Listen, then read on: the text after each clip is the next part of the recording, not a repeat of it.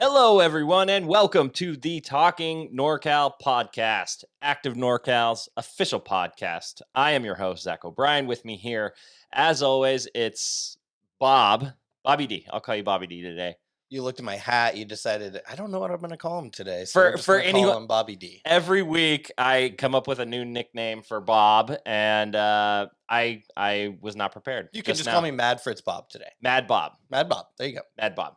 So Bob has his hat on, his Mad Fritz hat, because he did an interview with Nile Zacherle. He is the owner of Mad Fritz Brewing Company in Saint Helena. He's also at what winery does he work at? He is a professional winemaker. He started making beer kind of as a hobby, turned into a full-fledged business. I didn't know that, so I kind of learned about that in the interview, but the dude kind of does it all. It's a great interview. Cool guy, great interview. So we got that up coming up here in a little bit.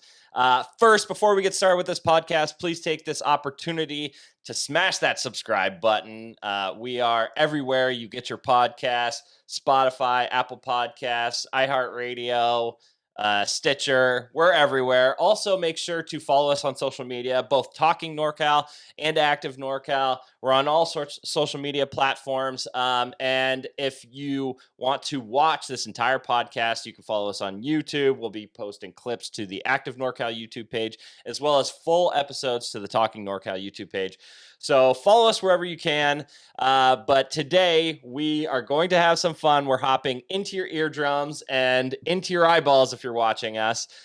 So let's start off with the Tahoe's Hella NorCal. NorCal, we're hella NorCal, and I could spend all day just chilling in the South Bay. We're NorCal, we're hella NorCal, and Darren knows how to do to kick it down in Santa Cruz. We're NorCal, we're hella NorCal, and we get a little cray-cray when we visit the East Bay. We're NorCal, we're hella NorCal. So we got a little reprieve this week from the smoke, and they were able to make some leeway on these historic fires. Finally saw blue sky.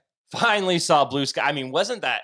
It seems like it was so long ago. I feel like it was like a month where we literally didn't see blue sky here in Northern California. So it's nice to see again. Yeah, crazy. And I mean, we haven't gone over this, and we're not going to get too deep into this, but these fires are crazy historic. The August Complex fire, largest fire in California's history by a massive margin now. It's almost double the Mendocino Complex fire, which burned in 2018. It's nearing 800,000. I mean, we could have a 1 million acre wildfire on our hands. And because of the ongoing wildfire weather, there has been a lot of closures. I don't want to get too much into it because whether you're listening to this, next week or tomorrow, I don't know. And things have been changing so rapidly. But they had all the closures in the national forests. Those are not necessarily the case anymore. A bunch of national forests reopened in NorCal this week, including the Shasta Trinity National Forest. Which it was like National Forest Day or something, wasn't it, the other day? Saturday is like National Public Lands Day. Perfect. Yeah. By the way, you can go to Lassen for free, and they're doing this volunteer thing where if you pick up trash on the side of the road, they'll basically give you a free day in Lassen and a free day on any public land anytime. That's fantastic. Really cool program they have going on Saturday. But so some places are open now. Like there's a lot of dispersed camping that's not open, like around Mount Shasta. So if you're going out this weekend, which it's probably going to be super nice, just check any area, any national forest before you do it, because it might be closed and you might not be able to go. Also, they are predicting really bad fire weather this weekend, which I hate when it matches up with the weekend, because that's when people are outside and that's when people do illegal fires. And, it's like 85% of these fires have been human caused, which is shocking considering the huge lightning fires that we've had. So have fun this weekend. Enjoy the blue skies, but no fires. No fire. Like, you could literally burn someone's house down and put their lives at risk. So I know it's fun. I know you think you're good with this fire stuff, but it's supposed to be like incredibly windy. It's supposed to be super dry, and we haven't had rain in forever. So it is, and historically, this is when the big fires come. So um, we may have not seen even the beginning of fire season, which is terrifying. But just so you guys know, if you're going out there, don't do anything stupid. No fires. Be safe. That's all I had. Let's try to keep it as positive as we can. So let's get into the news of the week. Thankfully, there's only really one fire-related story in all of these NorCal notes this week, which I very much Wow, appreciate. that hasn't happened in a You while. can make the argument that there's a second story that's kind of fire-related, but nonetheless, Actually, yeah, a couple. our very first story is one that I thought was just an absolutely fantastic story. 5-year-old twins become the youngest to summit Mount Shasta. What were you doing at 5? Because I was picking my boogers and eating them. Just moved to Reading.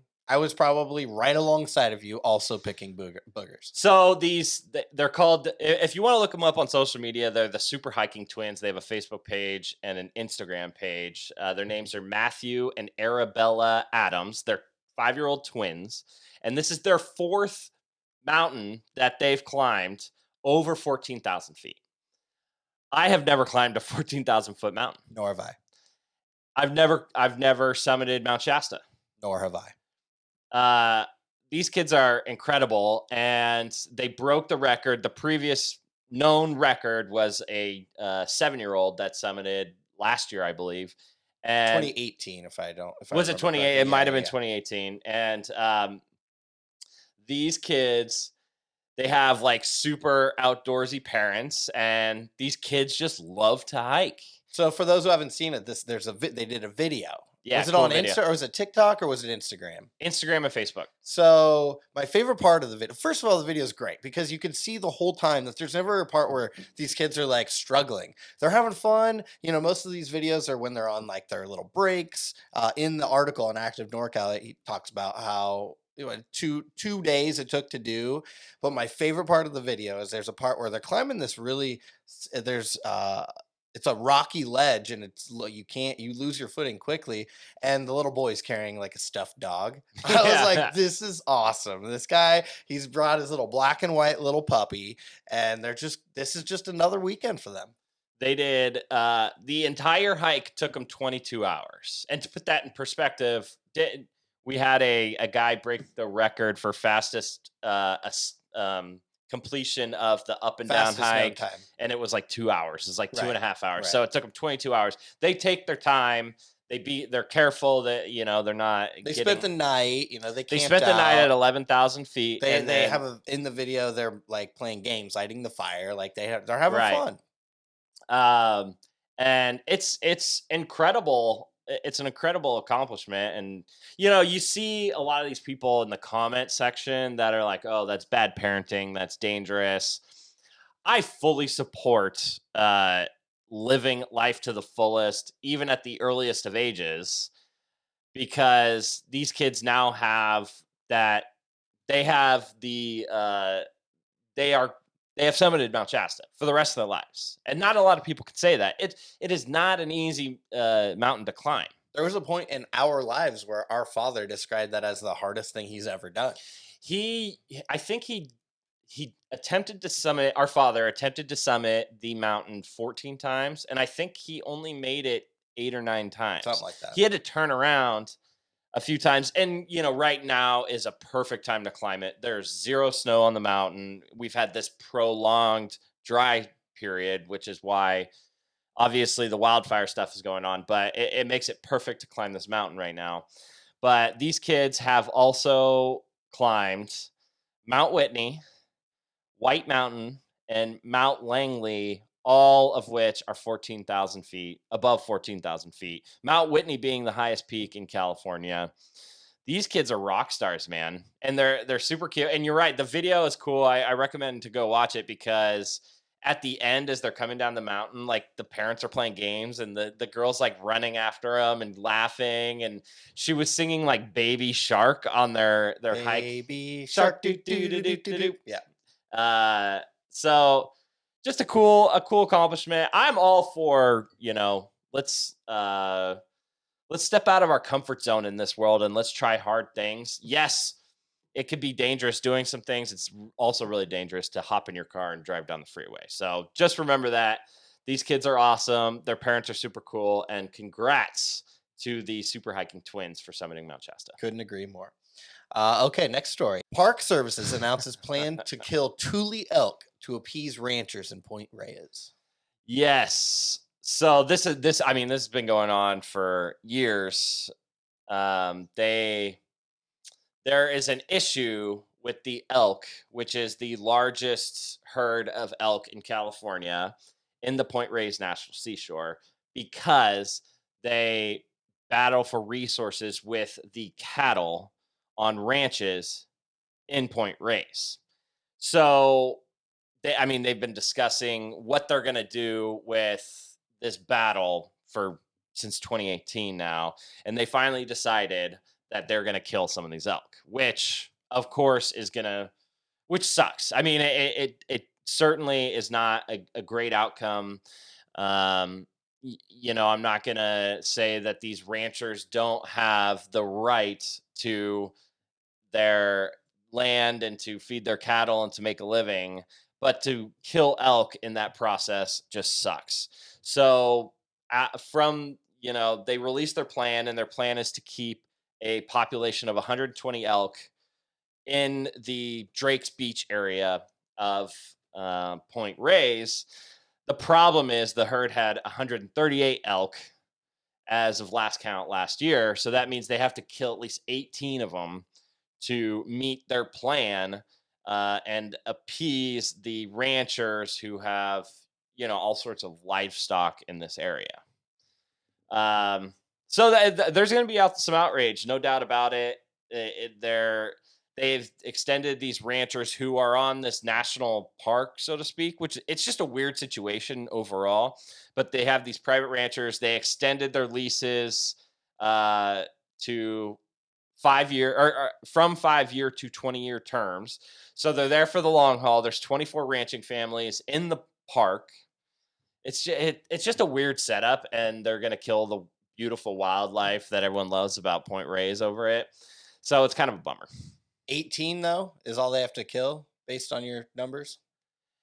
Based off of the population in 2019 is 138, and they have to get that down to 120. It made me before I had heard the numbers, because I'm not familiar with this story, so I'm glad to hear this. But so there's this show on Netflix that is called, I think it's called Man Eater or Meat Eater, something like that. And it's this guy who goes out and he hunts whatever, elk, sometimes bear, moose, what have you. And the most recent season just came out, and I just watched it, so it's fresh in my mind. But there was an episode where he went into some kind of whether it national park or state park or an area that generally you're not allowed to hunt, but they give certain amount of tags per year, and it's kind of a lottery thing. And he talked about how, kind of similar to this, that not a lot of people like them going out of this public lands or these government lands in order to hunt really not endangered species, but beautiful parts of the territory. But the Park Service turns it into a huge moneymaker.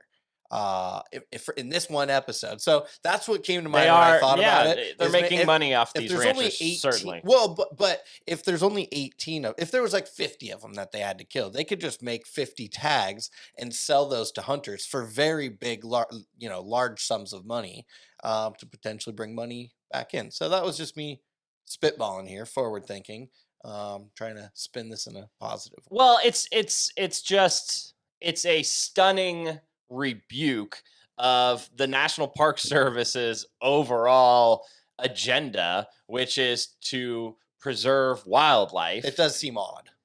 Yeah. And I mean, trust me, they just released this. There's going to be tons of protests. Yeah, these are the natural elk, right, that have roamed Point Reyes. They're beautiful. They're absolutely gorgeous. And for cattle that are ultimately going to be slaughtered. Planned. Correct. So, It's a tough subject because I do get the cattle ranchers. I mean, we can't just say, oh, it's kind of like the wolf situation, right? We talk about wolves all the Totally. time That's a good analogy. because wolves kill, ranchers' cattle, and the ranchers can't do anything about it because the wolves are protected. You can literally go to jail if you kill a wolf, and these ranchers are in the same predicament where they're dealing with wildlife. It just so happens that their ranches are on national park property. I They're guess on to me, I'm also struggling with figuring out exactly how, and I'm sure that I can read more about this, but how is elk being alive really going to hurt cows? I mean, they're eating the same grass. Is that what is that? Is there not enough grass to go around? Yes. Basically, I mean, you have a giant plains area and you have this huge herd of elk, the largest herd in California. They take up a lot of the resources where these cattle need resources too. And not only that land. I mean, I'm sure there's a lot of things that these cattle these elk are doing to sort of block the operations of the ranchers. But yeah, I mean, in essence, it was a decision between ranches and between wildlife, and the National Park Service chose ranches. So they're going to start killing them. I don't know how they kill them. I don't know if they just give out tags to hunters. I don't know if I They don't know. better do something and not just kill them and then just let those bodies rot. They better like do something with the meat, or at least do something. Make nature pay it forward or something. Eat the meat, turn them into rugs, what have you. Yeah. What's interesting is, there have been laws that have brought the elk back into California. Once there are 500,000 elk in California. Today it sits around 3,800. So it's shocking that they're choosing to kill these things after there was such a big momentous occasion to save them and to bring them back. It's weird. I'm shocked that they went this route. But there's probably going to be a lot of litigation in the public in terms of this. But so far they've made their statement. They're choosing the ranchers over the elk. So Weird story. weird story, tough, sad story, to be honest. All right, next story is the only fire related story. Well, technically, today, viral video shows terrifying fire tornado in California. We've seen these before. It looks like a video from hell. It looks like, a Hollywood version of hell. Like it's like the new Bill and Ted, they go to hell, and it looks exactly like this. I couldn't agree more. I absolutely think it's terrifying. It's creepy. I wrote down chilling. I mean, when in the article on Active NorCal, there's also the video of the big fire NATO from the car fire, Right. which is tremendously bigger. But that one is like more, you're like used to it. This new one is just, you hear these very eerie sirens. Everything is already burned. All you can see is this like fire NATO dancing in the subtle wind. It's creepy. So there's some issues with this video because it's been reported thoroughly by a lot of people that this was in California, but I cannot for the life of me find out where. And it's interesting because this fire, you don't see any trees, right? What wildfire in California doesn't have trees? That's not just like a regular dead grass burn. But nonetheless, it was reported thoroughly that it was in California, and this is it's some of the worst footage I've ever seen, and that's just 2020, I guess. I mean, we're just in the shit storm of 2020 right now, but it is the most apocalyptic thing I've ever seen and I have seen a lot of video and photos from these fires in the last couple years, and this is just the creepiest thing I've seen. The sirens are very unique too. They sound like old school. They're very slow, and they've come. And it's a very eerie video. Um, What's interesting about these fire nados is they were like they didn't happen before 2018, and I mean, we saw the huge one on the car fire, which that still is probably the most viewed video we've ever had on anything. Well over 1 million views. And it's now we've had multiple this year. I mean, we've had multiple fires that have created their own weather systems. So the heat of these fires are unlike anything we've ever seen before. And the term fire NATO is now something that all Californians are know all about. It's nuts. and again, this is not going to be the last one we see. They form themselves. It is a natural phenomenon that happens because of the wind generated from the area and from the fire. It's not even from the wind. Well, the wind creates the fire, but it's the heat. The heat becomes so powerful in these fires that the oxygen is sucked out so quick that it creates a tornado. It's nuts. And this, which is weird because this video that we're looking at right now, there's nothing to burn. It looks like it looks like the devil himself pointed his finger down and said fire NATO, and nothing's on fire. It's creepy. So I don't know what fire this is. I don't know where this took place, but we are in new territory for wildfires in California. And I know this is like all we talk about, but you have to, because it literally has to do with everything that we're doing in California right now. So crazy stuff. Crazy stuff. Okay, next story, non-fire related. This one's kind of funny, maybe not. I don't know. COVID related though. Tahoe locals nickname popular party spot COVID Island. The Truckee River opened, I think, in May or June after the coronavirus shutdown, and it seemed like such a good idea. And by the way, there's a lot of like whitewater rafting right now is actually the perfect outdoor activity to do, because if you go rafting with people that you're comfortable around, then you won't see anyone else all day. You're just by yourself on your raft. But if you're on a lazy party float with hundreds of other people and you're just getting drunk, then you're not going to practice social distancing. So if you're driving on Highway 89 from Truckee to Tahoe City, the Truckee River goes right along Highway 89. It's gorgeous. And in the summer, a lot of people float it. There's a couple rafting companies that rent out rafts, and you basically just sit there and drink beer. And it's super slow and it's super shallow, so it's not dangerous at all. And yeah, man, the pictures are crazy. It's just like hundreds of people sitting there, no one wearing a mask, which I don't really blame them too much, because you're outside. Being outside, you don't want to wear a mask. I get that. But they're hugging, they're close to each other, so they named it COVID Island, which in our comment section, I found out they have that name up in Dunsmuir for the waterfalls. The waterfalls have been crowded because people are looking for things to do, so all the locals have been calling them COVID Falls because they're just crowded.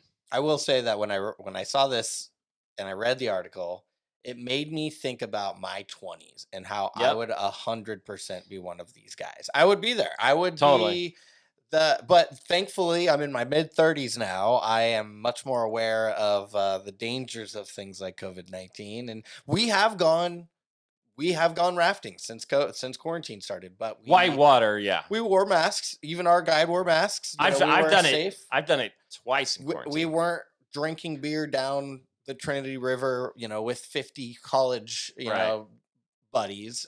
So I definitely think I would have been one of these guys in my 20s. Thankfully, I'm a little bit matured at this point, but that's what it made me think of. Like, I totally would have been these kids. There's no doubt I would be one of these people in my 20s. And by the way, I've always wanted to do that float. I've never done it. Let's do it. I'm down. Well, I fished that river right there a few times.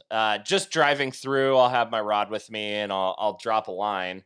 But I've never floated it, and it's so nice right there, especially in the summer. It's like if it's like 100 degrees in Sacramento, it's like 80 degrees there. It's 85. It's perfect, and it just looks like a ton of fun.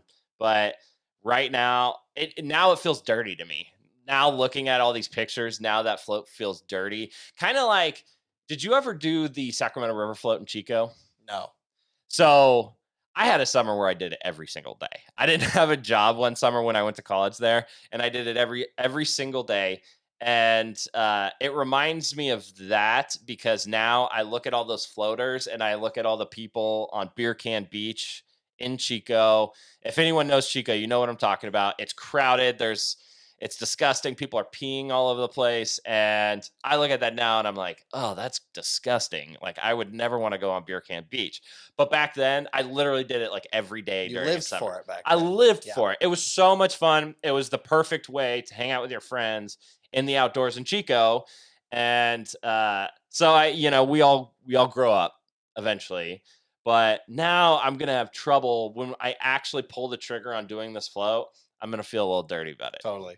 But anyway, yeah, it's COVID has made the outdoors more crowded, and we know that. And please be responsible when you go outside. Pick up after yourself. No trace left behind. All that good stuff. That's really important right now, just because of the crowds we're seeing. Also, uh, don't go to a COVID Falls, COVID Island. It just looks bad. There's plenty of It's other not good places to go. optics. Yeah. Okay, the only other story that can technically be considered fire related, but this is a positive story, so that's great. Yeah. Whiskeytown's West Camp offering tours for the first time since Car Fire to celebrate its 50th birthday. Yeah, we just found out it's sold out because they're doing like these social distancing self tours, quote unquote, where they sort of give you the itinerary and you walk around West Camp and you see sort of the history behind the camp. And anyone that's not familiar, which seems crazy to me because like we grew up with West Camp. West Camp is the Whiskeytown Environmental School, and it's this little outdoor camp basically in Whiskeytown National Recreation Area. Where is if you live in the area, and I don't even know how far the area goes. It's definitely Shasta County, and you're in 5th or 6th grade. You go there for a week. And it's the most badass thing you can do when you're in 5th and 6th So grade. much fun. You get out of school for a week and they do you're having fun, you're playing games, but they also do a lot of outdoor educational stuff. There's science stuff. I remember we would go like bird watching in Nature Whiskeytown. walks, yeah. It was so sick. And I think that school is really responsible for curating the outdoor enthusiasts that we see in Northern California today, right? It's just an amazing place. And when the Car Fire swept through Whiskeytown, it took out a lot of West Camp, which is just devastating. I mean, it's been open for 50 years. So there's literally multiple generations of people in that area of Northern California who grew up with it. And why it didn't burn down completely. It took out a couple cabins. I don't think it took out like the main building. But this is the first time they're showing it to the public because that whole area of Whiskeytown is shut down. Like you can't hike through there. So they have like all these history booths set up throughout, and they give you like a map and you walk through and you get to enjoy West Camp again. Pretty cool. I think it's a great story. We grew up going to summer camp, not just West Camp. We went to a number of camps. It was one of the highlights of every one of our summers as a kid. And I think that's a huge part of why we like going outdoors and being outdoors. And when the Car Fire first happened, and West Camp decided to shut down, I remember it being a news topic because not only did we go, but now we have friends that have kids that are the age that are going now. And so some of our friends' children were unable to go because of this. And so that was a terrible story, a sad story. And, you know, us in Northern California being able to utilize the outdoor recreation that we have here, being able to send our children for a week or 5 days or whatever it is to Whiskeytown Environmental School, it's awesome. So this is an absolutely fantastic story. We need more positive stories like this in 2020, especially fire positive stories. So yes, outstanding. Love the story. The picture in this article on Active NorCal was provided to us from West Camp, and it really brought back some memories. That there's the field right in the middle, and you have all the white cabins. I saw that. I felt the same way. I was like, I feel like it was an old picture. Is it not? Is it a newer picture? I don't know. No, it's got to be newer. Yeah, it's newer. But what I reading from looking at this photo right now is that I remember those cabins being so much bigger. Because when you're tiny, when you're a 5th grader and a 6th grader, like everything seems bigger, you know? And I look at those things and they're tiny. And we used to fit like 6 kids slept in that for the week, you know? Minimum 6. I think it's like 8, 10. But, you know, West Camp was huge. Like not only like getting out and in the wilderness and like getting a week out of school to learn about outdoor stuff and away from our parents. I mean, away from our 5th or 6th grade, you were like socializing. It's like a sleepover for 5 days with your friends. Yeah, I remember they had like Parents' Day or something there where your parents came, and we thought it was like a big deal, but your parents drive like 10 minutes to go. Like you're not that far away from home if you're living in Redding. I feel like it felt a lot further. It feels super far away. Yeah, which is great when you're a kid. Totally. You feel that independence.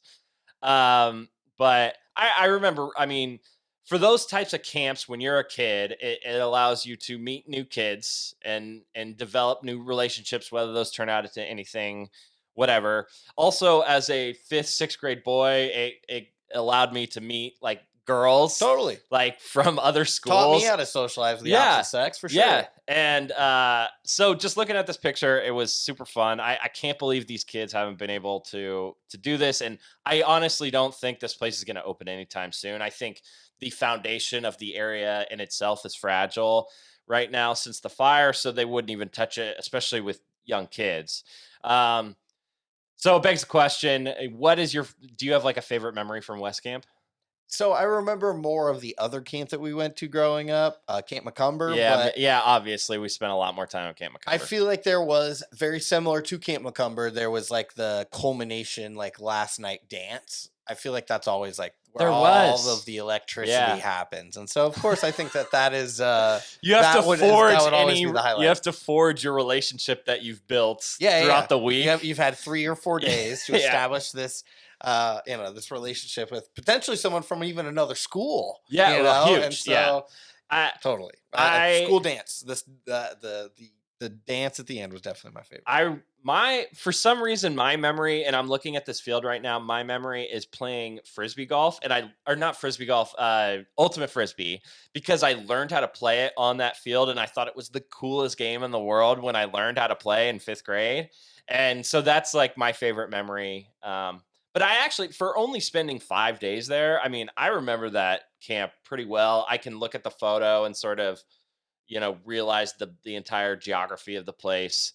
So these places really do have an impact on people because I remember this so well. It was such a big deal, as a kid. By the way, I mean, people don't know, Bob and we used to go to Camp McCumber every summer for a week for like 10 years. I mean, we did it for a long time. As kids, 10 years. We need to do like a whole podcast just on Camp McCumber because they still have camps there. And I'm literally still friends to this day with people that I met at Camp McCumber. Very good friends. Best friends for me. Yeah. Best friends. That is a girl that I went to camp with.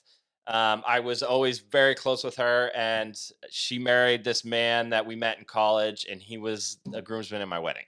Like that camp changed my life, and it got us outdoor. I mean, we used to go to Lassen from that camp. Like, remember one year we like built a full on like a tree fort with using no nails. Yes. And it was all rope. Oh my God, that was so cool. We built a tree fort with no nails. It was insane. And just they taught us all the knots, and we built the whole thing with just knots. And then every year we dig a massive hole and have a tug of war into a big mud pit, which was also awesome. electric.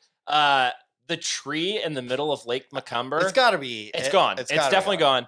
But I jumped off of it several times. There used to be this tree out in the middle, and you take a canoe out and you climb as high as you can in the tree, which it seemed big when we were younger. It's probably 20 feet at the most. I doubt it. At the most, sticking out of the water. And you climb as far as you can up the tree, and then you jump off. And if you fall off, you're just landing in the water. Great, great memories. We should have a full-on Camp Macumber podcast. Just saying that right now. Couldn't agree more. Okay. Lots of memories just came into my loins there. Let's keep going.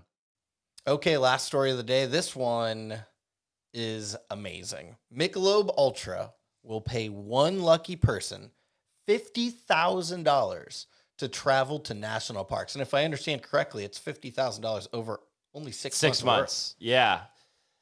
This isn't necessarily a NorCal story, although you get to go to, I mean, they don't release the entire itinerary, but Yosemite is one of them. And there's there's 3 in California, but basically for 6 months, they give you a van. So you get to live that hashtag van life. They give you $50,000 plus expenses, and you can bring a companion, whether that be a person, a dog, whatever. And you just create content for them in the outdoors. This is interesting on a lot of levels. For one, everyone, it seems like, is getting into that outdoor content game. Michelob Ultra, I don't think of as like an outdoor beer. Not at all. Like Sierra Nevada has really placed themselves in like, we are an outdoor beer, all like their marketing. River. Fall River. Most of the NorCal beers do it. But Sierra Nevada is doing it at a national scale, right? But Michelob Ultra feels like a sit on the couch, watch football beer. No, right? it's a beer for those that are trying to lose a couple pounds. Oh, is it? Well, yeah, I don't remember Ultra last time. is like you go work out and you want to have a beer post workout and you don't want it to ruin your workout, so you get a Michelob Ultra. That. I don't know if I've ever actually had one, to be completely honest with you, but I'm sure you have. I'm sure I have too. So we're recording this podcast on September 23rd. You have till September 30th to apply for this, and it's actually a really easy application form on their website. And this is what it says: the ideal candidate enjoys and respects the great outdoors, is able to see the big picture as well as capture and edit it, and is a strong leader with a clear sense of direction. Whatever that means, that kind of sounds like mumbo jumbo. Basically, I think they're going to pick someone who's an influencer in the field, right? Because, when you look at the application, they have put down your YouTube page, put down your Instagram, all that. So they're probably going to end up picking someone who is already an influencer in the field. But it is so genius when companies do this, because, I couldn't do this. I couldn't leave my work right now and go do this, but I almost filled my name into that. You know what I mean? Well, I mean, this reminds me, I don't know if I've ever told you this, but last year, Wiener Schnitzel, or Oscar Mayer, was advertising.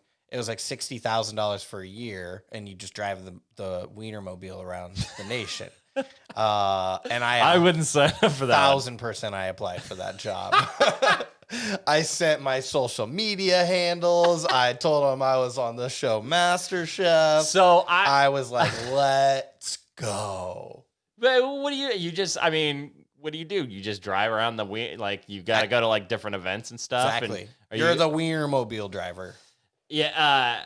So this kind of feels like a little golden tickety, where it's like, you basically give someone their dream job, and they're creating content for you, but the marketing is in the fact that they're giving this fantastic job to someone, right? And it's not, what is it out of their pocket? $100,000, which to Michelob Ultra is nothing. I don't know who owns that. I want to say Anheuser-Busch, but I don't know for that for sure. Yeah, I don't know either.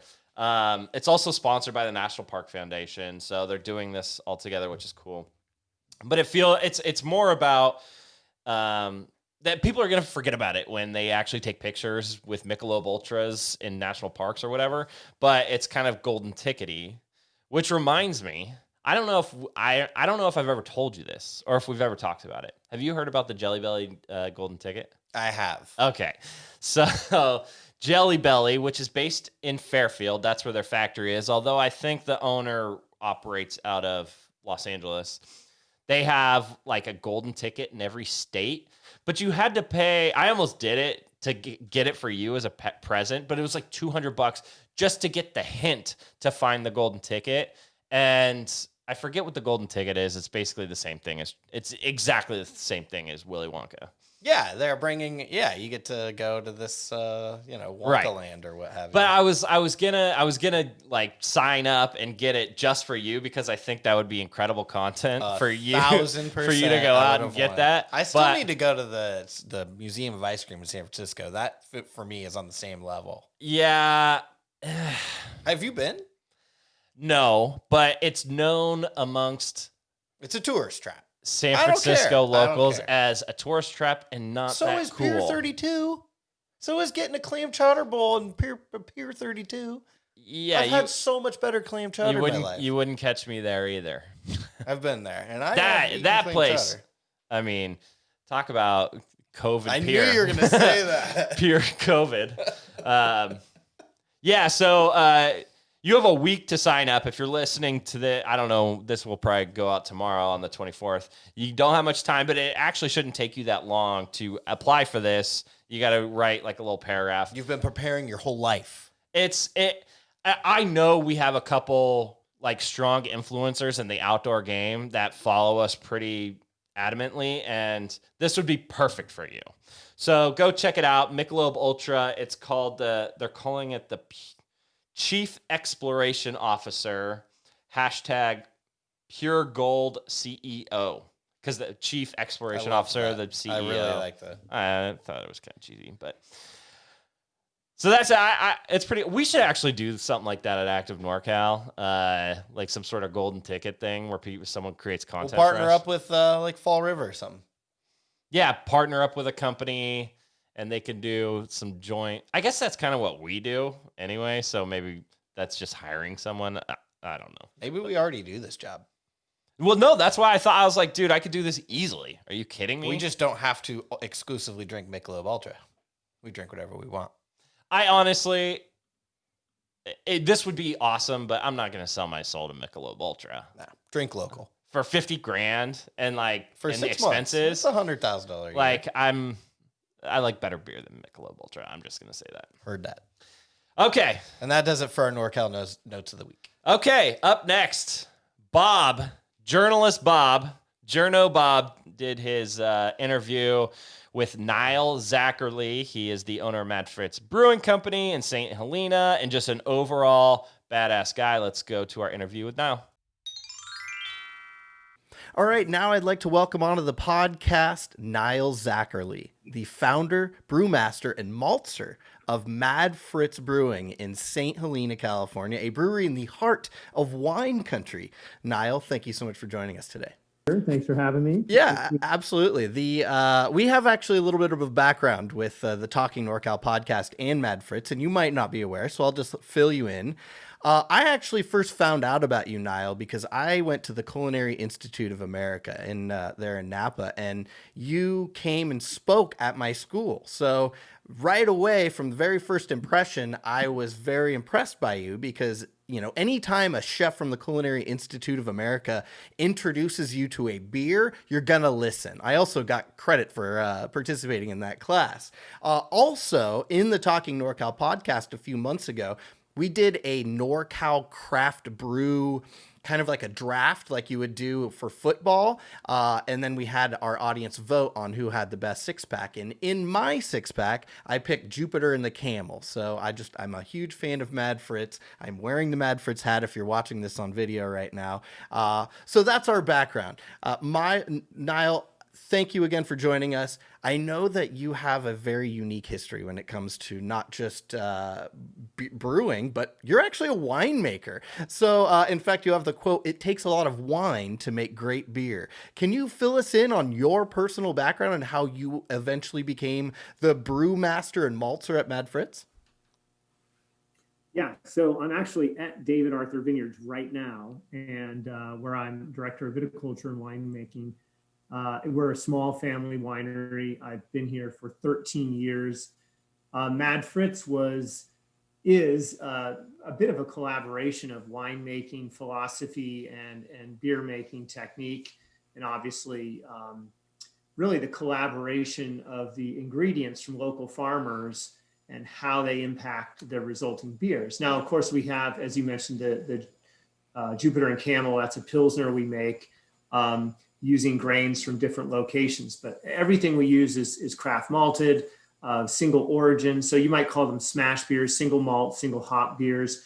But it's kind of like grabbing, making a wine from, I got these grapes from here and the barrels came from there. And then we did a little bit of a blend with this, variety to add a little color or add a little top note.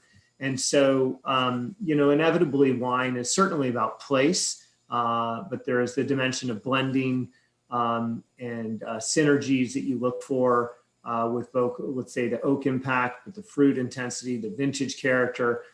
And so one of the things that when we started Mad Fritz, why we started it, like, why do we need another brewery? Well, one, there isn't that much good beer in Napa Valley. That's a problem. We wanted to solve that. And number two, the real why was, why aren't there beers made with a sense of origin, with a sense of authenticity of origin? Let's say like a Russian River Pinot or a Green Valley Pinot or Anderson Valley Pinot or a Willamette Valley, or, and obviously you can get to vineyard designates and whatnot. And we've done a bit of that with our beer. We've done single estate beers, single county beers, that we call single origin when it comes to the county. It's kind of like having a Guatemalan coffee or, I guess a Napa Valley cab. That sort of concept we've applied to beer. And so when we started Mad Fritz, named after our kids, Madeline and Fritz, in 2014, we wanted to apply those ideas. And that's really been our kind of, core from the beginning. And it really kind of helps us think about, okay, what are we doing? I mean, it's really easy to get caught up into kind of like, what's the current trend? What are people drinking? Or what's the coolest style? But if you look at yourself from that, we kind of look back at ourselves, we can always go back to that. It's all about authenticity. So that's how it started and why we started it. And it's, been 7 years. So, I mean, we continue to strive to make a better product, just as we would at the winery. Every vintage, we have another opportunity to kind of up our game. Of course, Mother Nature, I mean, some years we plant barley and it's about, I'd say 30%, probably about 60% of the time we get a crop that we can, as a full-time job. But on the side, we're doing this, and sometimes it works out, sometimes it doesn't. But we're looking for those opportunities every year for a better quality of success, or better ingredients, better definition of flavors, some unique character. I mean, so yeah, it's a bit of a journey. I love that. Origin is huge for me. I spent some time working at Cliff Family Winery, a winery which I know you're very familiar with. But for me, I'm very passionate about eating and drinking locally. And I think that not only is Mad Fritz a local beer, but you also are very much sourcing hops and as much ingredients for your beer as you possibly can, as local as possible. And I very much love that. That's one of the main reasons why Mad Fritz is one of my personal favorite breweries. Another one of the reasons why I love Mad Fritz so much is the eclectic variety of different beers that you make. As a winemaker, you generally work with, the same kind of estate vineyards. You can go and you can source grapes all the time and make unique wines. But as a winemaker, you generally own vines that you work with every year. So you're making Chardonnay every year, you're making Pinot or what have you. But with Mad Fritz, you are making some absolutely unique beers, and they range all across the board, which is part of the reason why I love Mad Fritz so much. What makes you decide what style of beer you're looking to brew next? And you have extremely unique names for these beers. How do you come up with those? Great question. I'll give you an example that just happened this morning. So Stefan, who works very closely with me, good buddy of mine, Stefan Marr, we were talking about, hey, I'm thinking about brewing tomorrow, and he was like, well, we're almost out of our black lager. We should make another dark beer. We really don't have anything in the pipeline. But one of the beers we got some cascara from a friend of ours that's an importer of coffee, oolong coffee, and he dropped off some cascara from different origins and said, hey, do you want some of this? And I think, God, what's it? How does it work? And I'm like, all right, well, we could either put it in the mash or we could put it in the end of the boil, depending on how much we have and how the impact. So you start thinking about these flavors, and I think, what that would work well with is our Imperial Rye Stout. And so as we're finishing that beer, we put that little top note on it as a dimension and as what you might call kind of a variant to that beer. Now, we're not going to brew that beer yet, but we're going to soon. But that's kind of already in our minds, right? And then Stefan's like, well, we haven't brewed our dry style stout for a while. And I thought, well, sure enough, we got the ingredients for it. Let me work on that. And so literally it's a little bit whimsical. Like, we're not like, oh, hey, what should we bottle next? Oh, we're out of light beers, and we have all these beers like kind of aging in barrel. So we have beers that are just sitting there getting better and better and better. And they reach a point where they peak, certainly. And we, occasionally we miss that peak and we have to dump those beers out, or it doesn't work out. But typically we're on task. But like we have a white ale, the Peacock and Jupiter, another Jupiter beer, but that'll be a beer that we'll do. We'll probably package soon.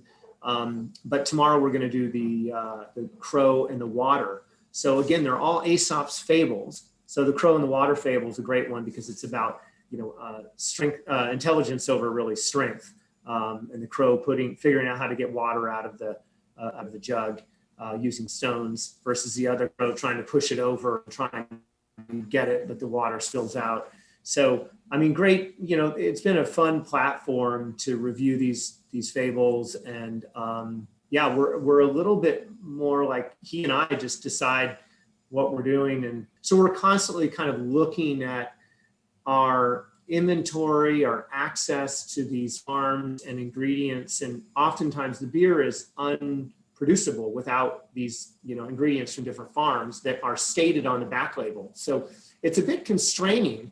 It's not like we're brewing for the marketplace and saying like, oh, we've got to have X, Y, and Z beers at all time. It's like, well, we got to have a couple bitters, and here we got these, we're good there. We got that in the barrel. And right now, we've got a lot of IPAs because we've got all these fresh hops coming in from 2020, and we've been drying them in the kiln. We have some new growers we're excited to play around with and do these singles from one farm. And so, these names and these beers have evolved based on the ingredients. Like that particular IPA, Osthaus IPA, that label was just a requirement. We needed a label that would add the respect and the focus to these farmers. Like if you were growing hops for us, wouldn't you be stoked if you could have a beer that had your hops in your O'Brien's hop yard on there, and it was, cashmere or something, and that would be your beer. I mean, you'd be like, hey, I grew this, part of this beer. And so we want to share that with the farmer, and we want to experience the flavor of your farm and share that. And that's really kind of part of that. Again, kind of going back to the why and the journey, and hey, we're all having fun with this, right? I love that, Nile. And I will say that I love all your beer labels. I think that it's just such a classy looking bottle. It's fantastic. I love the story behind the names. And I love that you brought up the fact that you have a bunch of IPAs out. Now, I will tell you that during this 2020, I have purchased myself a beer club membership for Mad Fritz, but I've actually sent all of that beer to my father, because you guys, I love your beers, but I have my favorites. All of them don't meet my threshold of taste. But I will say, you said that there is a limited kind of, you have some limitations on what you can serve. But whenever I go to your tasting room, there's always a huge variety from really dark to really light and everywhere in between. So I will say that you always have enough. So I love the Kolsch. I mean, you make some fantastic beers. But my dad loves IPAs. And my dad, not only did I buy him this year a membership to Mad Fritz, but he actually came upon a home brewing kit. And I bought him all of the ingredients for him to make a Chinook IPA. He's a big IPA guy. His favorite beer that he's received from Mad Fritz so far is the Zodiac IPA. So I guess my question, he had hop plant in his backyard, and he said, I can't wait to use my hops from my backyard in my beer. And I said, that's great. I don't know a ton about the home brewing process. I've had beers at a brewery in Northern California that they use their hops from their backyard, and I'm not going to name names, but I hated the beer. It was terrible. It was a sour, not my flavor of beer. So I was hesitant to give him any suggestions on using his backyard hops. What say you when it comes to somebody that has hops in their backyard? Are those good hops to use in home brewing, or would you tell somebody to go out and buy those kind of already prepackaged hops? Often, I mean, it's gotten better to get fresh hops, luckily, depending on your homebrew supply store or your online retailer that you're, using, and where they source from, how they store them, obviously. Although in your backyard, I mean, if you water them and you take care of them and you harvest at the appropriate time, I think you can grow some pretty good hops. You can also dry them pretty easily, just kind of by putting them on a screen or something. Take your screen door off, lay them off, put them in the sun. And let them dry out, and you'll get something reasonable. Of course, you want to pack them pretty quickly, get them in the freezer if you're not going to use them right away. And there are different zones of peak too, depending on kind of your preference. If a little bit too old, they're going to be a little more. They can get a little oniony, and so that can be nice and good and bad. I mean. So it's really preference driven, but yeah, I think you can grow some pretty damn good hops in your backyard. So I would not dismiss it at all. If you get green thumb, use it. Yeah, absolutely. I'm excited for my dad to try his hand at the whole beer brewing process. I'd love to get into it myself, actually. Now, we are a outdoor lifestyle podcast, and I think that you're a bit of an outdoorsman yourself. I could be wrong about that, but Nile, what are a couple of your favorite outdoor destinations and recreational activities in Northern California? So, I mean, given that it's been COVID and hard to move around a whole lot, but we did go just around here, like 10 minutes from here, there's Moore Creek. Which has opened up a few years ago, and some new trails have been built. So Moore Creek, located just near Lake Hennessy here, some great trails. You put together some fun loops, hour, 2 hours, whatever you feel like. Great views of Lake Hennessy, and you can ride all the way up to Angwin if you like. So that's kind of something I do to kind of burn the beer calories, if you will, and get my yayas out. So I'll either do that on my cross bike or my road bike or my mountain bike. And then road bikes sometimes on the weekends from my house in Calistoga. We've been doing that. We've done some nice rides. I rode to the top of Mount Saint Helena from Calistoga. That was a bit of an ass kicker. And what else have we been doing? Oh, I've got the kids in the climbing. So Madeline is now 10 and a half. Fritzie's 7.5, and the climbing gyms are closed. So I thought, well, I'll go ahead and buy a new rope and some top rope equipment. And so we've hiked up to Mount St. Helena to Bubble Rock sloping bubble rocks. So that's been fun, getting the kids climbing around on some rock face and broing out with the other local climbers that show up. And, getting the kids really sweating, they're getting their steps in and really I'm making them feel good and confident and being outdoors and challenged by something that, you're just see this giant rock face and now I'm going to climb up that. And it's really neat to see them build that confidence in themselves that, yeah, I'm climbing that rock. Gosh darn it. Look at that. I just climbed up there. And so that's been fun. We were up in Coeur d'Alene area. We drove all the way up there and Whitney and I, my wife, we took our road bikes and we did laps around not Coeur d'Alene, but Hayden Lake. So I'm more of an avid cyclist, even though I was a sponsored skateboarder in high school. Who are you sponsored by? Some local companies in Hawaii. So I was, there was a kind of a local board company called Badakole, which means badass in Hawaiian. And they were made by Uncle Wiggly. And then a local surf sport place in Ala Moana. They had a couple stores. They sponsored me. So clothes and shoes and blah, blah, blah. So it was kind of just one of those things. I got to skate and compete and wear their garb. And, I didn't get paid, but I got a lot of free equipment. So it was fun.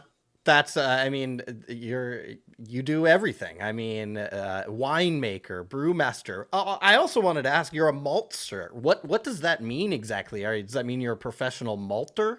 Well, God, that's a good question. It's funny. There is a craft maltsters guild, and we have been floor malting, traditional style of like literally germinating the barley and then kilning it in order to brew with it. So we've grown barley here in the Napa Valley, Mendocino, Sonoma, Pope Valley, which is also Napa Valley, Napa County.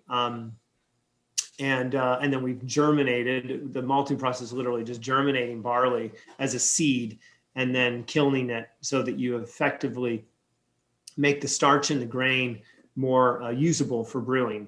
And that's all beer is made with malted barley. You could make a beer with just barley, but it would taste similar, but not quite the same. I respect that because, and kind of going back to the food thing in my background, you need to learn how to make things in order.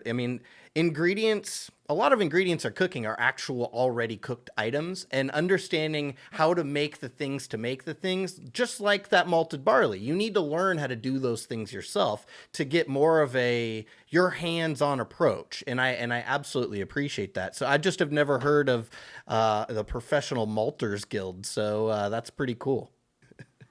Yeah, it's neat. It's a really fun, small community of people. Yeah, it's more expensive for the grain or the malt.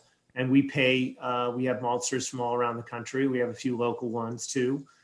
It's been good. It's been good to see it progress. Although with breweries and, the current environment, I'm not sure how much grain they're selling, but people are pretty locally driven and they want to support local. So it's better than, this kind of mega lot that goes up to Canada and gets malted and blended and then gets, filled into silos.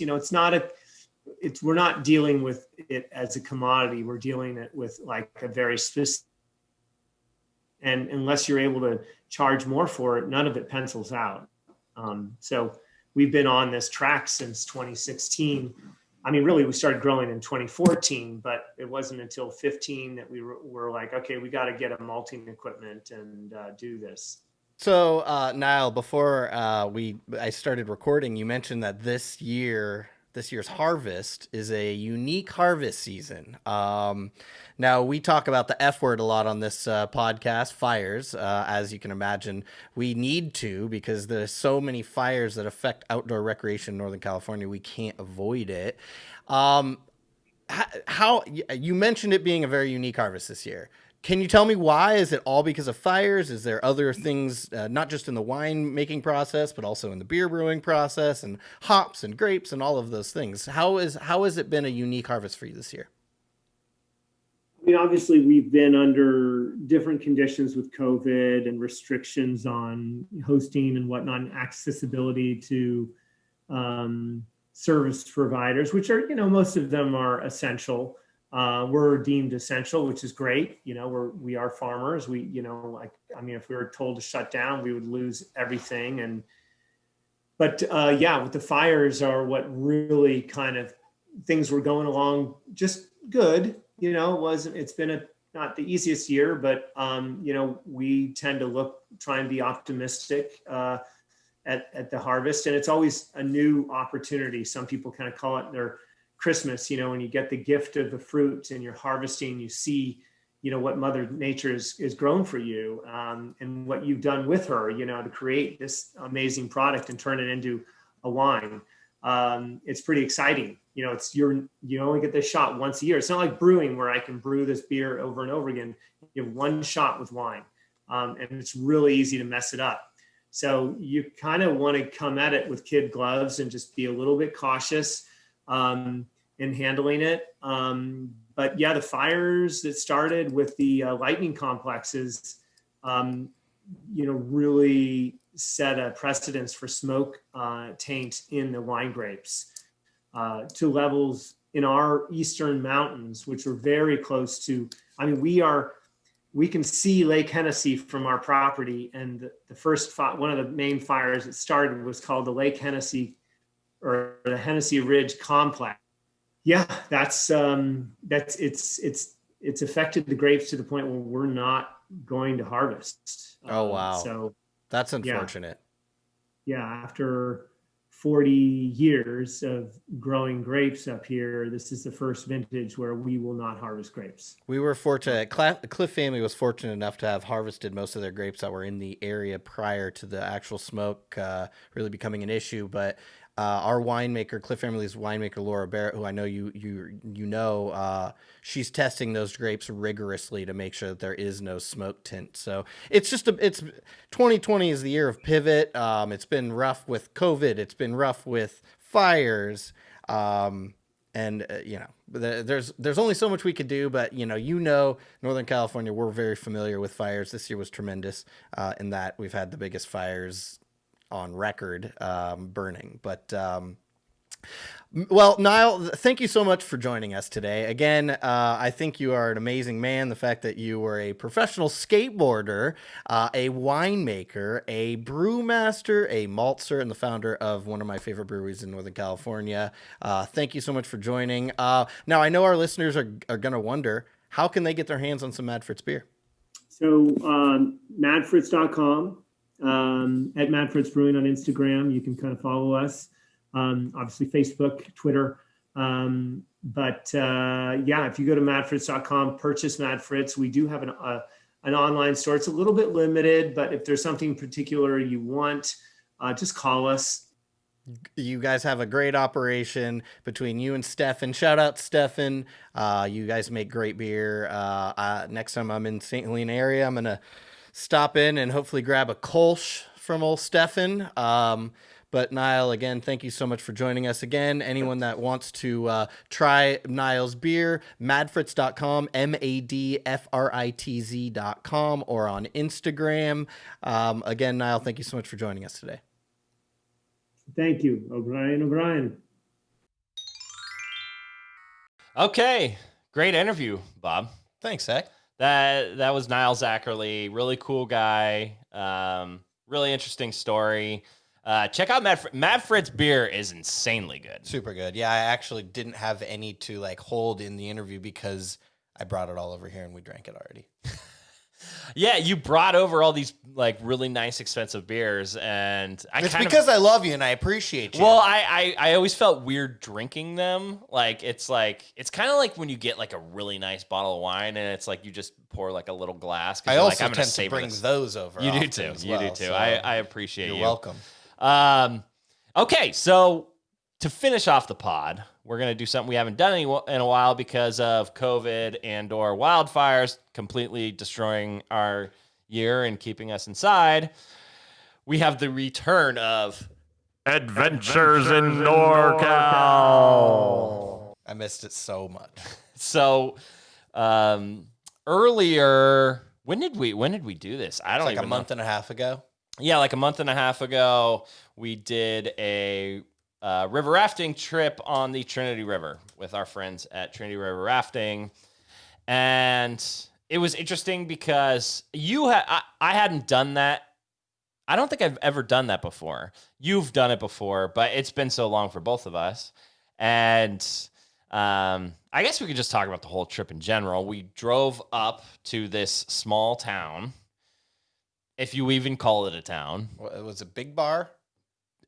The name still eludes me because there's like 3 different names on the map. In like a quarter of a mile. And like a quarter, and really there aren't, like, you don't see houses. You just see there's 2 hotels. I wouldn't call them hotels either. Yeah, 1 restaurant with I don't know. I think restaurant's also a bit of a stretch. It closes at 3, and we don't like the owner. We won't name names. We won't name names. And 2 rafting companies and like a big store campsite. And so we went and stayed the night. The hotel was hilarious. For one, because there's no service, there's no internet, which was great to turn off. But what we do, you sort of need that stuff. So it was a little stressful for us.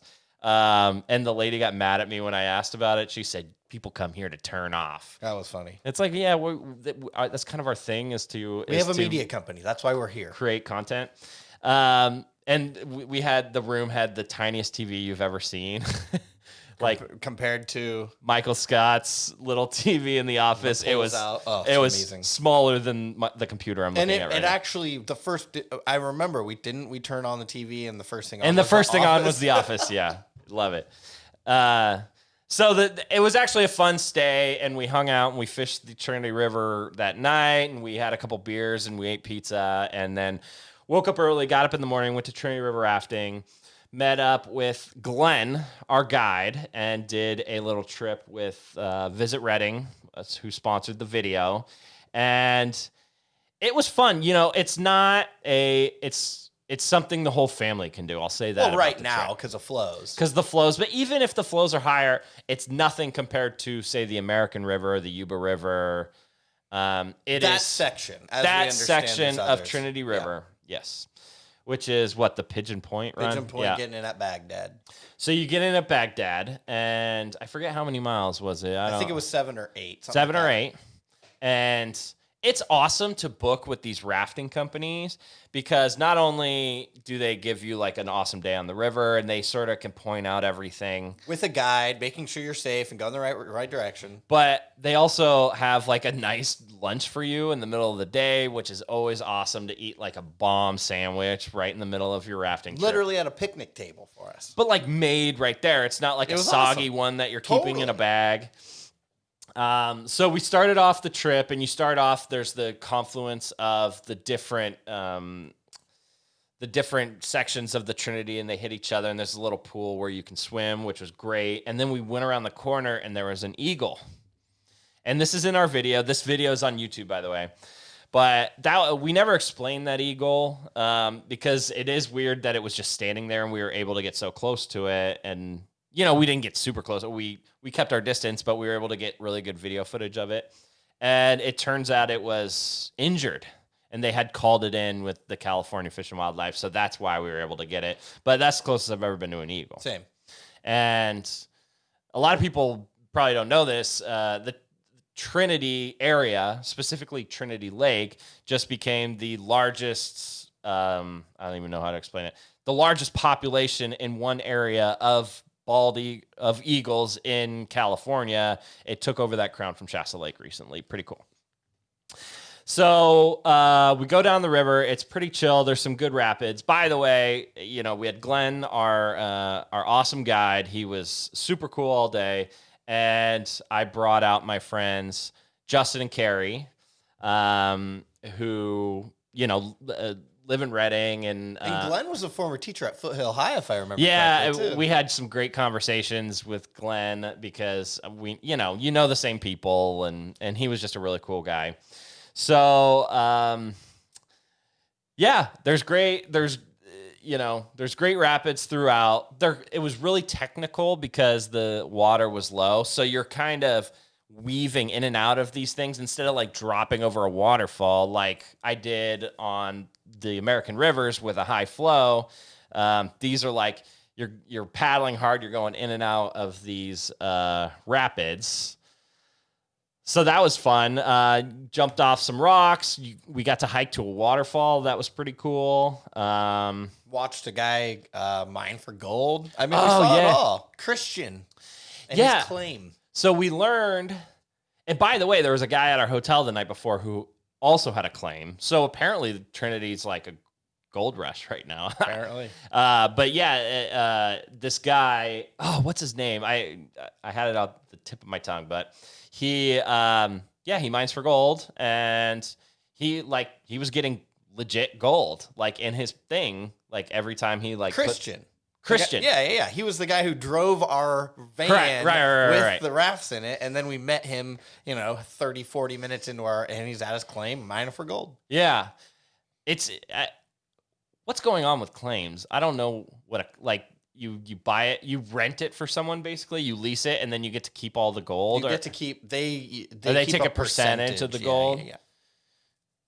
How are you claiming your gold? It's like claiming your taxes. You probably skim some off the top a little bit or something.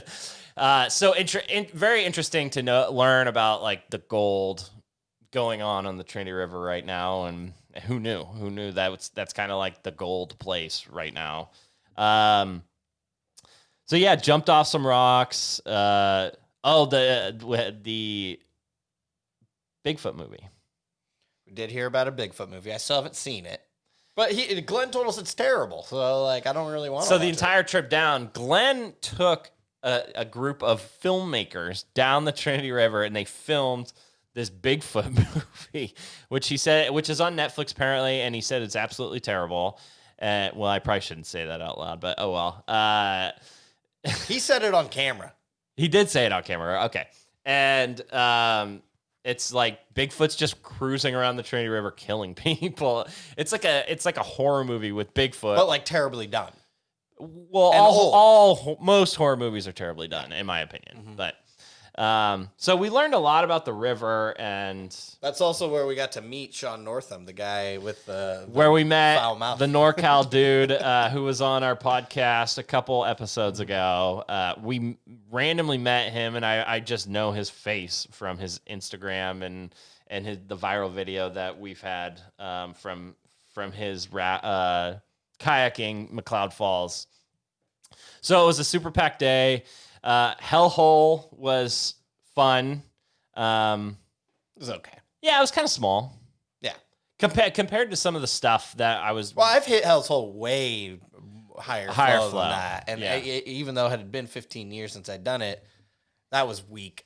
It was still fun. We had a great time. It was very leisurely, for you going whitewater rafting and wearing like full like helmet and gear. It was super leisurely. Yeah.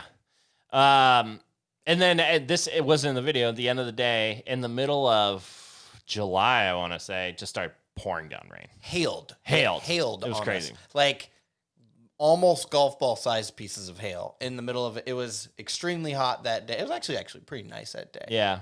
But out of nowhere. Yeah, it was a weird trip. It turned out to be a really great video. And, if you're going to... You should go do this, by the way. You should do it. It's Trinity River rafting. Go stay in Redding for the night and just drive up. It's like a quick 45-minute. Super quick. And you drive right by Whiskeytown. It's a beautiful drive. Right by Whiskeytown, through Weaverville, stop and get dinner, Weaverville on your way back. It's a brewery you pass. Just stop off. The brewery, I mean, we did it during COVID, so we couldn't get like the full experience, but... We'll go back. It's a great trip to go out of Redding and, hit up our friends at Trinity River Rafting. They are really cool, really good people over there, and they've been friends of ours for quite some time. So, that was it. You got anything to add? It was a fun trip. I can't wait to go again. I'm glad that we're starting to get back out there again. But rafting's done for the year. I hung out with my buddy who's a rafting guide last night, and he said, it's basically over. Yep. Well, there's always next year. Yeah, but I actually had a really good rafting year. I did the South Fork of the American, and I did Trinity. So I next year I really want to do the Klamath. I really want to do the Upper Sac, which I haven't done since I was a child. And Glenn was telling us that a couple sections of the Trinity that are gnarly. Yeah. That would be cool, too. I've heard from a few people there's some gnarly sections of the Trinity. So I want to get out there and do like a few more like really good videos. By the way, the South Fork of the American, like, that's no joke. It's kind of the touristy one because people are scared to go on the Middle Fork because the Middle Fork's really intense with tunnel shoot. But there's a lot of rivers that I want to raft, and so we'll have to wait till next year. But it's okay. 2021 will be better than this year. Yes. So that does it. That does it for this episode. Great episode. I agree. Good interview, Bob. I really liked it. So. Once again, be sure to subscribe to us wherever you get your podcasts. We are everywhere. Spotify, Apple Podcasts, Stitcher, iHeartRadio, Amazon. We're on Amazon now. Amazon Podcasts is now a thing, I guess. So go check us out. Get that subscribe button. Hit it hard. And check us out on YouTube. We actually look pretty good today, I'm going to say. So check us out on YouTube. We put all these on the Talking NorCal YouTube, the full episode, and we'll put some highlights on our YouTube page. So go check us out, both Active NorCal, Talking NorCal. We're on social media. We're on TikTok because TikTok's hot right now. We're everywhere. Follow us, guys. We really appreciate your support. And remember, stay active. NorCal, we're hella NorCal, and I could spend all day just chilling in the South Bay. We're NorCal, we're hella NorCal, and Darren knows how to do to kick it down in Santa Cruz or NorCal.